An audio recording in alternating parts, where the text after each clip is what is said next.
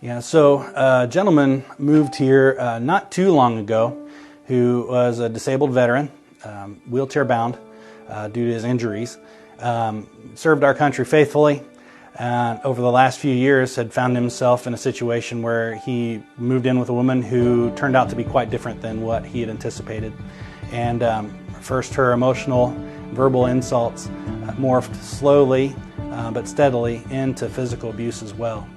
Our vision and mission can essentially be summarized in three primary components. The first is that we provide emergency housing, and I think that that's probably what we're most widely known for. When people think about sheltering wings, they think about safe housing, and that is certainly a major component of what we do, providing safe housing for men, women, and children who are escaping domestic abuse.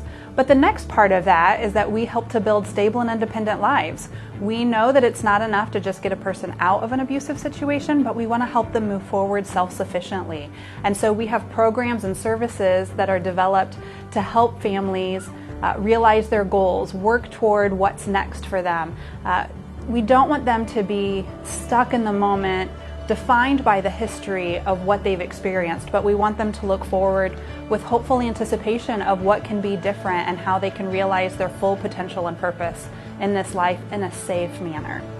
So then the third part of our mission is that we do everything through the lens of the love and compassion of Christ. As a faith-based organization, we believe that that's really important. We welcome individuals of any faith or of no faith to walk through these doors. We don't discriminate our services, but if it's something that they want to talk about in their journey as they're moving forward, how the spiritual component, how their understanding of what that looks like through the lens of Christ, we're always willing and wanting to share that with them.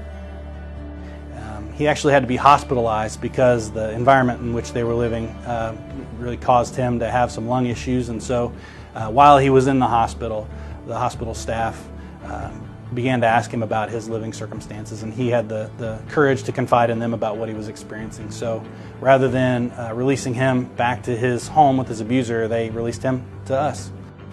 So a few years ago, we embarked on a pretty extensive study where we went throughout the state and talked with organizations, other shelters who were already housing men, to learn what the needs were for men, what services that they needed, what were the housing components that they felt like were really important to help make sure that that target group was comfortable, was safe.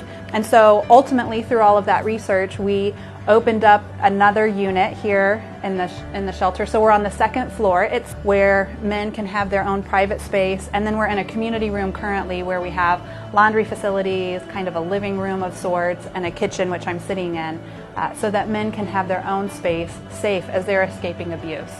So that was really important to us as we were looking at what new services we needed to offer to the community.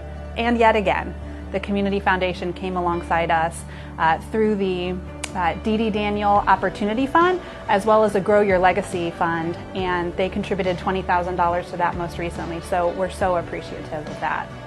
After a stay here, he was able to move out just recently into his own place, a safe and secure, clean, and sanitary environment where he can thrive. He also was able to kick his smoking habit while he was here, so it's something he'd been trying to do for years, but with the support of the case management team and just the emotional safety and physical safety he experienced here, he was really able to take some very positive steps in his life. But I had the opportunity to interact with him on a few different occasions, and he was just the most grateful, kind, charming gentleman.